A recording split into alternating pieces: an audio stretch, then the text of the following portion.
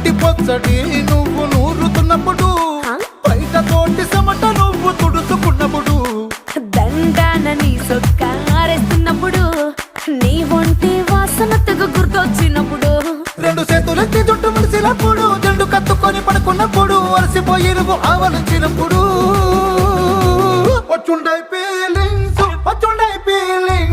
వచ్చి వచ్చి చంపేస్తా.